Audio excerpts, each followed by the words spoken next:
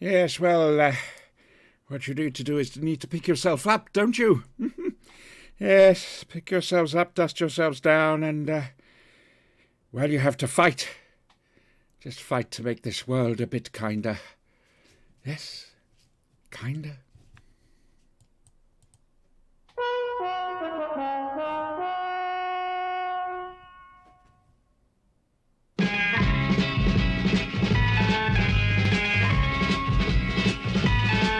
You've got to fight for what you want, for all that you believe. It's right to fight for what we want, to live the way we please. As long as we have done our best, then no one can do more. And life and Hello. Hello.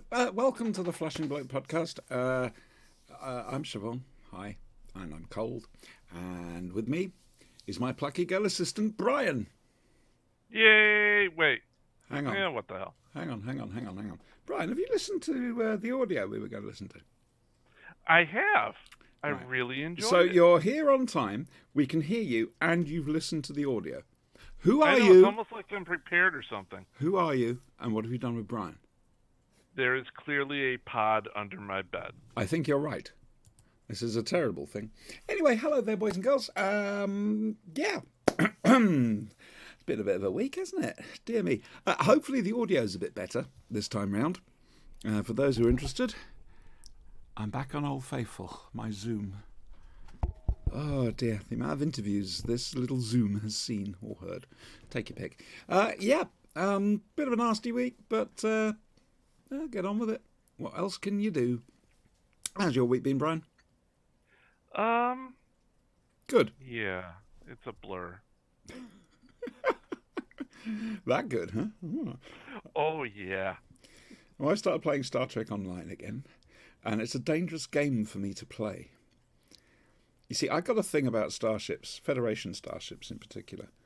It's starship porn for me, basically. I just like my ships, and of course you can buy these ships for real money in the game. This is not good. I'm not happy about this. I've got to be so careful. That sounds dangerous. It's incredibly dangerous, quite frankly. Anyway, right. So, that's been our week. How's your week been? Come on, you can actually talk to us. So, remember to do typing. We do the talking bit. Still trying to work out a way of getting Brian's face on this thing as well. It's not. I don't understand why you want to subject these poor people to my ugly mug. Listen, if they could look at my mug, then they have to look at yours. It's that simple. It really is. So I apologize ahead of time, viewers. Well, I've got to work it out yet. It may not actually work out, but we'll have to wait and see. So anyway, let's do this. And now, from the worlds of BBC Television's Doctor Who, it's Doctor Who.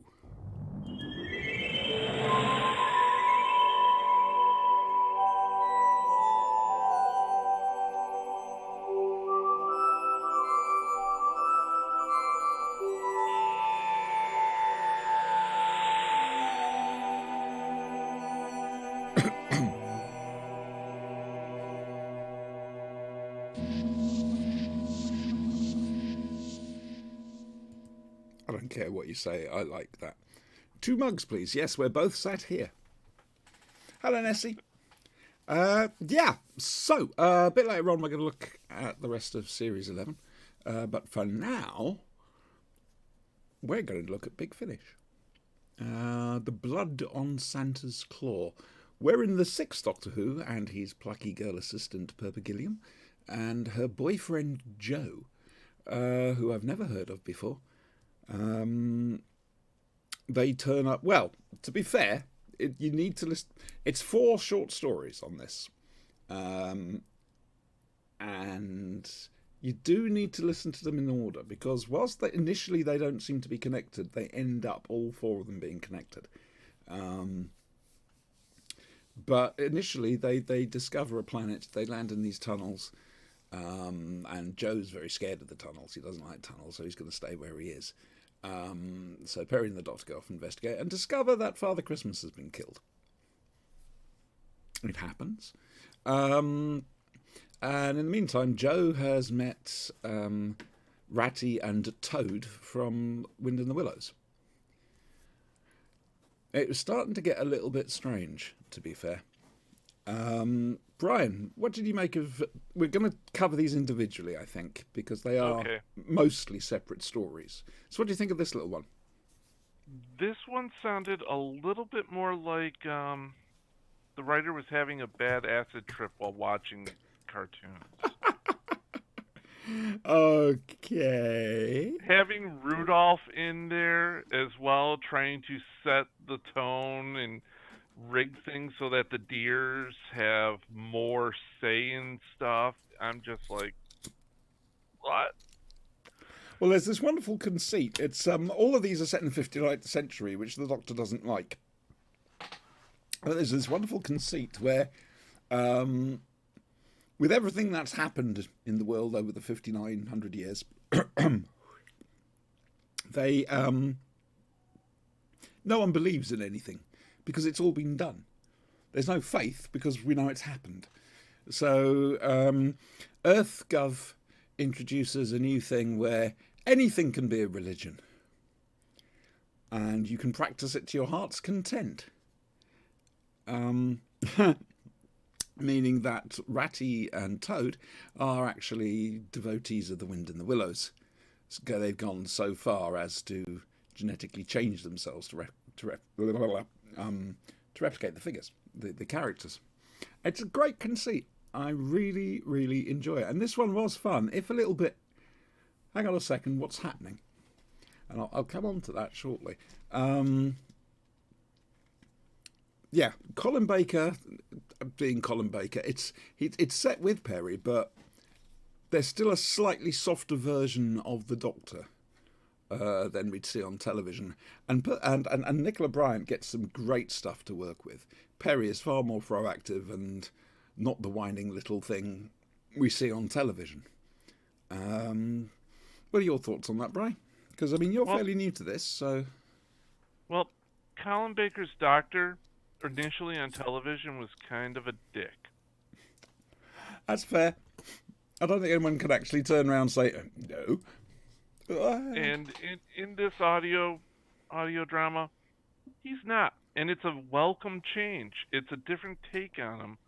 It's a more Christmassy theme. I mean, he actually goes out and plays Santa Claus. Yes, he dresses up as Father Christmas, doesn't he? And says he likes it. And there's a nice bit at the end that's a case of, oh no, go on, wear it. What? The coat. Colin Baker's disdain for his costume coming through there. All right, so let's move on to the next one, which was, it was the baby one. What the hell was it called? I've got it up here. Look, hang on a second. The Baby Awakes. There we go. As you can see, all these have got wonderful Christmassy titles. This one, the most Christmassy thing about it were the names. They're all Dickensian. But Perry and Joe have been sent to a facility to view what their future children would be like. They basically take genetic material, put it into a robot, which then projects, using both genetics and what his parents' personalities are like, what he or she will grow into at any different age. And so you can pick and choose what sort of child you want. They can manipulate the genes. This was rather heart-wrenching in places. It was. It's very Gattaca. I don't know if you've ever seen the movie. But it's picking... No, I don't think so. Oh, it's a movie with Ethan Hawke where they basically gene engineer children in the future. That's not great. But this was difficult. Perry's children end up turning into monsters for some reason, which they can't... Which, it's a case of what the hell's happened to Perry's DNA it's to make Doctor Who, that happen. something invariably goes wrong. Well, exactly. But she gets really clingy really fast. Yeah, but I can sort of understand it. The Must be a fact male also that versus they female thing, I'm children guessing. as disposable. Because Joe wasn't interested. Looked Joe at was it not. just as disposable. And by now I was starting not to like Joe very much. Joe is coming off as rather callous He's a and bit of an cold. arse. He also likes to go off on his own and do his own adventuring, while Perry and the Doctor are adventuring. Yes, You have a kitty. That's Arthur. Arthur, hello. Oh God. Well, anyway, yeah. So the next one was I Wish It Could Be Christmas Every Day, where they land. I swear this was a DWM comic strip at some stage. It just felt like it had been drawn by John Ridgway. They land at a party where it's Christmas all the time. And they're being served by these silver robots, and it's very luxurious and everything, but something's amiss. The TARDIS Also, gets... we have to mention where the party is. It's on a spaceship. It's on a spaceship in space. And, hang on, I'm thinking now. I was saying, oh yeah. So the TARDIS gets put in the cloakroom, but they can't get to the TARDIS because they haven't got a ticket.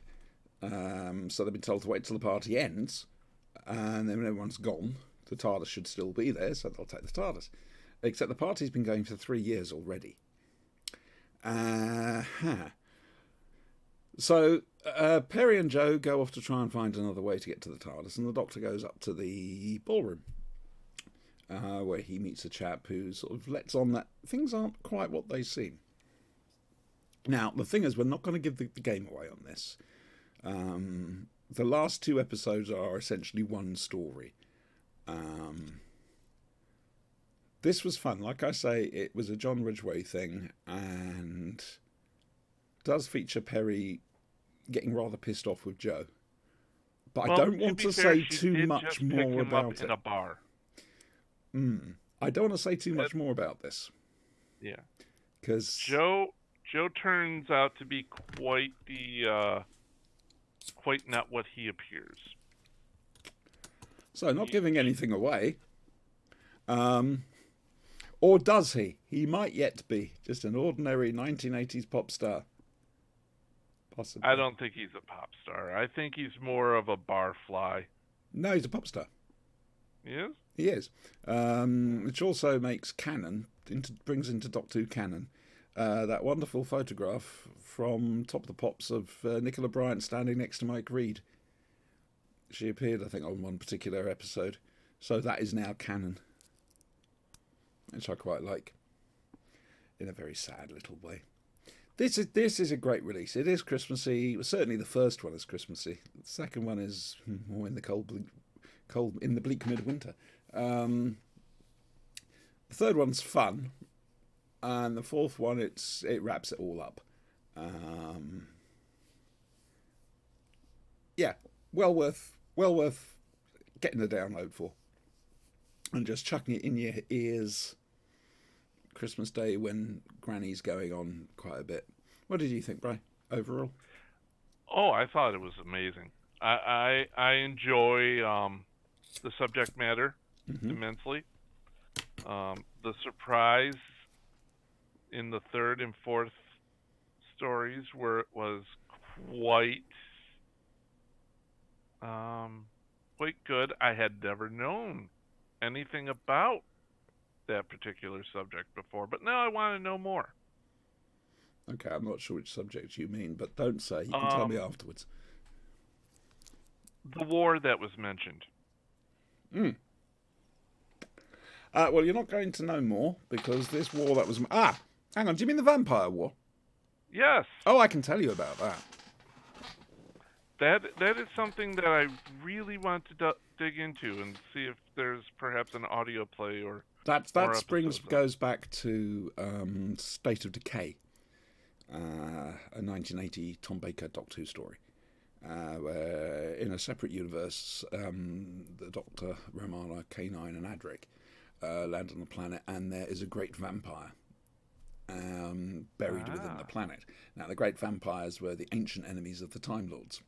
And since then, I can't believe I'm using this phrase, the expanded media has sort of filled in the gaps on the Great Vampire War with the bow ships and Rassilon, and the possibility that Rassilon actually was bitten by a great vampire before the end, and all sorts of things like that.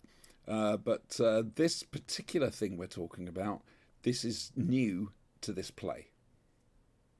Okay. All right, not the Vampire War, but what we're talking about in relation. This is really difficult to do without spoilers. It is. Seriously.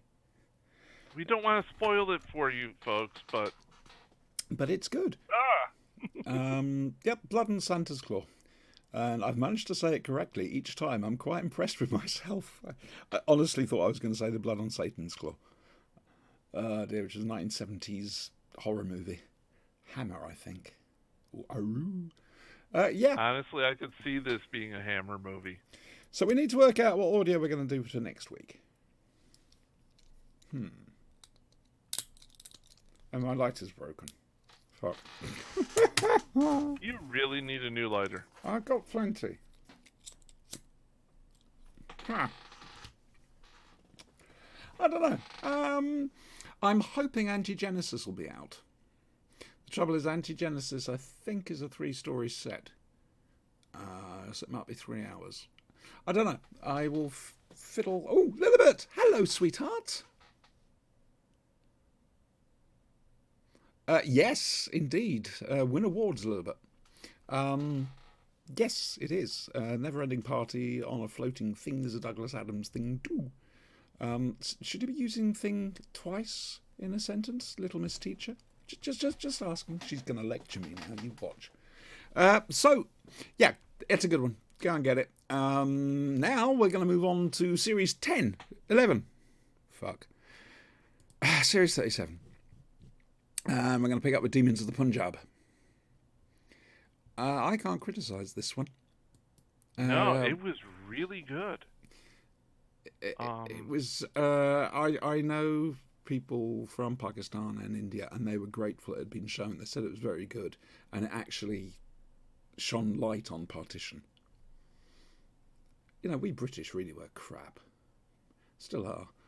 But we really crapped on the world. I've got nothing to say except that I loved it, and I really love that end theme. I love the fact that it shows that Yaz's grandmother had a life that no one pretty much knew about. It does make me wonder if she actually remembers Yaz at some stage. That'd be interesting. Entirely possible. Just keeping it to herself. I don't know. But like I say, I've got nothing more to say on Demons in Punjab except it was beautiful. It really was. Kablam! Return of the Fez. Yes. Return of the Fez. I like this one. It was fun. It felt very Seventh Doctor. There is just something wrong with bubble wrap that explodes when you pop it. I'm just saying. It's a great idea. Purpose is to be popped, people. You have to pop the bubble wrap. This is what I mean. It's a great idea. You know they're going to pop the bubble wrap, therefore putting explosives in it. This is Moffat levels of evil here. Ooh. You're going to pop it anyway and then explode. Once you pop, what you the hell? Can't stop. Yeah, no, I enjoyed this. It felt you could drop the Seventh Doctor, Roz, Chris and Benny in this quite easily. I quite like the idea of Roz ending up in Graham's role as the cleaner. The scowl on her face. Oh, God. But it did. It felt very much like a Seventh Doctor New Adventure. And all the better for it, quite frankly. Lee Hurst was Lee Hurst. He didn't do a bad job. No, not Lee Hurst. What's his name? Was it Lee Hurst? Lee something or other. He does Would I Lie to You? Yeah, he was cool. Hayley, Coronation Street person. Yep, cool, lovely, great. It was just a nice, I wouldn't say fun exactly, but it was a good romp, if you know what I mean. Your thoughts, please, Brian. It was evil. Okay, there we go. Very, very evil. How evil, though? Bubble wrap. You're not going to get past The this, are you? willpower you have to have not to pop bubble wrap. You are not going to get Green past this. Lantern type levels of willpower there. And just to die just by popping the bubble wrap is bad. They're sending out packages of just the bubble wrap. Yep. Lee Mack. Thank you, Nessie. Thank you. It was Lee Mack. I always get...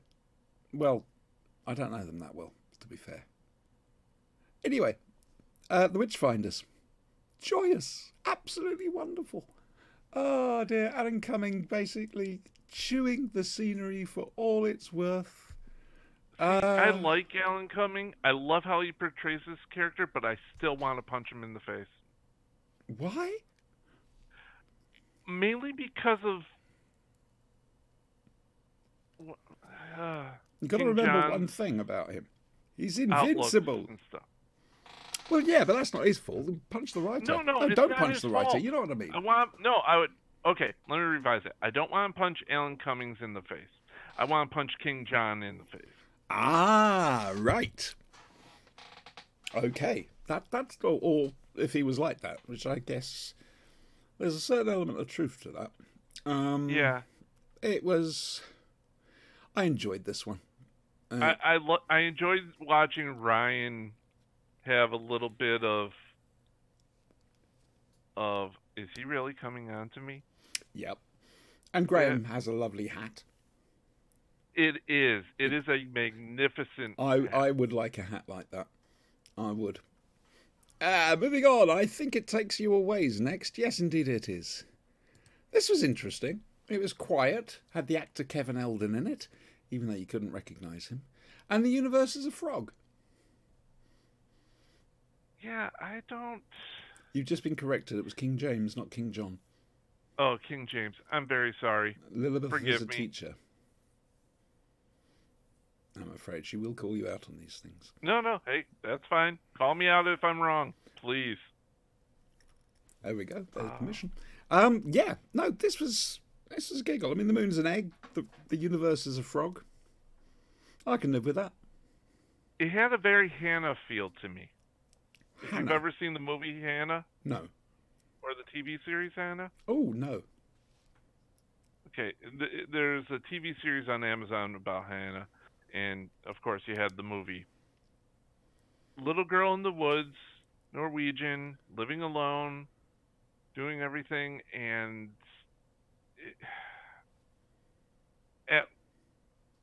a girl named Hannah. Yeah, right there. I'm reading it again. The girl's name is Hannah. So I don't know what it is about Hannah and self-reliance and everything, but if you're called Hannah, this is an excellent top tip. If you're called Hannah, don't go out into the woods. Yeah, stay away from the woods. Yeah, You'll be don't live left in the alone woods. and have to fend for yourself. Top tip there. Absolutely excellent. I like that. And then we got the Battle of Akak. That one. The return of Tim Shaw. I'm not even going to try it. The Battle of Yeah, that one. RAK. There we go. Thought the pacing on this one was a little odd. It should have been quicker than it was. Especially being a series finale. It was still enjoyable. It was. And seeing Graham slowly come to terms and work out what's best to do. Hopefully they'll move on a bit from that next year. We'll see a bit more Yaz for a start, hopefully. Yeah, it was a fun run. It wrapped things up, but it just felt slow. Sorry, say that again? They're all excellent actors. I'd like to see them all more stand out. I'd like to see them in a Moffat script. Or a Russell T Davies script. It'd be interesting to see how they're treated. So shall we move on to resolution? And Lilibet says that the battle was just boring. So, resolution. Tale of two halves, I thought. You had all the Dalek stuff, but then you had Ryan's dad. And I thought it was it was cut in too clunkily. Don't know. They tried. It was the wrong. It was tried because a it little was too hard with this. maybe, but it felt like it shouldn't have been such a fast-paced adventure on the other side. Because when Ryan's dad stuff cut in, you lost all the tension you'd built from that. Yes.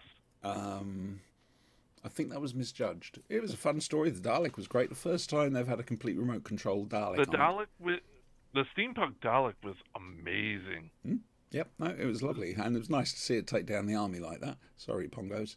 Again, it's a bit like Dalek in places, but is that such a bad thing? Yeah, you have one part of the story going fast. Ryan and his dad. And granted, that's an emotional roller coaster part. Yeah. I don't know if the Dalek story was the best story to fit it in with. If I'm honest with you. I mean, it makes sense, resolution and everything, but still. So overall, what did you make of Series 37? I'm looking forward to Series 12 with these characters, because this series is excellent. Yep, I enjoyed Jodie it. Whittaker's first outing. She still, however, needs her "I am the Doctor" moment. I agree. I'm hoping they've learned stuff from this one. Certainly tightening up the scripts, so things run a bit faster. They don't need to make it all, but we're not the old Doctor Who. This is a new Doctor Who. Yeah, that's great, but you don't need to just expressly try to drive that home every episode. Well, we'll see how it goes. I'm looking forward to it. It starts New Year's Day. And then I think it's 5 days later on the Sunday. 5 or 4 days later on the Sunday you get episode 2. So, interesting. They've been directed by 2 different people, even though it's part 2 of a 2-parter. So, I have a feeling things might change. What are you doing, Arthur? Oh, come here. Come here. Let the boys and girls see you. Oh. This is Arthur. What are you doing? Hey? He's my little splodge. He's got a splodge of black on his nose. There we go. There, baby. Ah. A little bit says hello. I don't think he understood me. I'm sorry. I'll keep trying. So anyway, yes, that's very probably, I would say that was Doctor Who, but I haven't actually queued up the video. I always get this bit wrong, don't I? It's okay. We can still talk Doctor Who. That's true. We can. Still trying to work out what to do. I want Anti-Genesis to be out. It's a War Master story starring Derek Jacobi. And it's based around Genesis of the Daleks. But I don't know. I don't know if it'll be out in time for us to be able to listen to it for next Saturday. So I'll think of something that we can talk about. It'll be a big finish. Have you heard that John Sims is coming back for a major... Oh yes, for Masterful. Yeah, that's going to be interesting. There's a trailer out there on Twitter and probably on Facebook as well. Yeah, that'll definitely be interesting. I look forward to it, to be honest.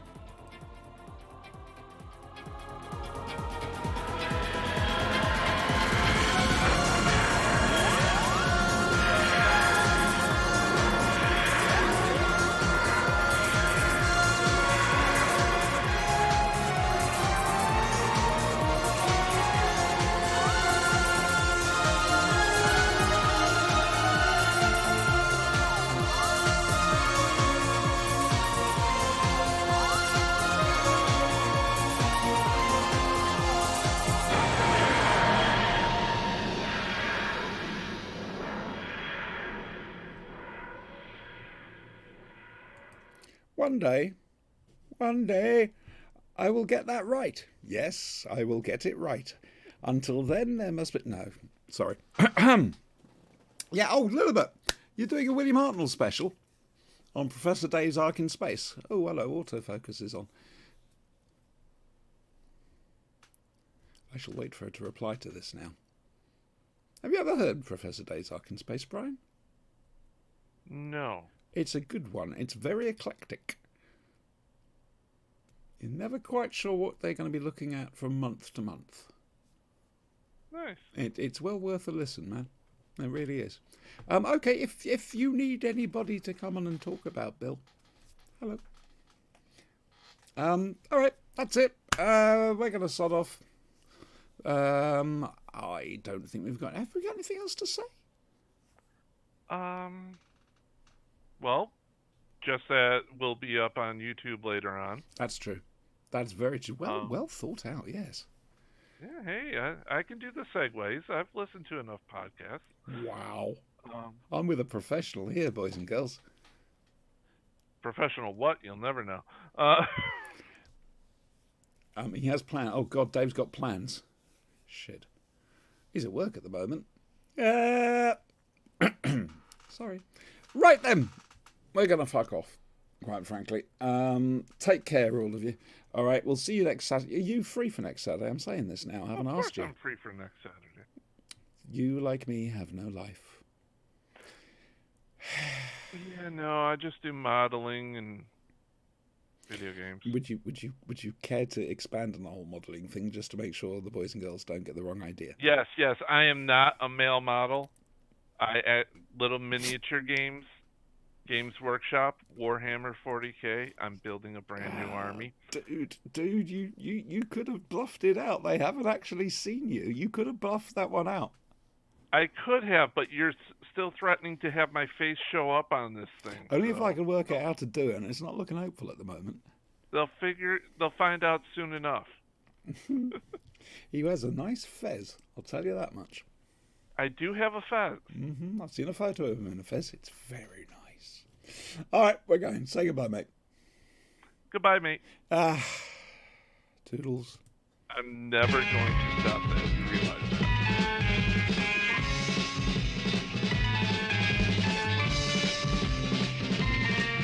You've got to fight for what you want, for all that you believe. It's right to fight for what we want, to live the way we please. As long as we have done our best, then no one can do more. And life and love and happiness are well worth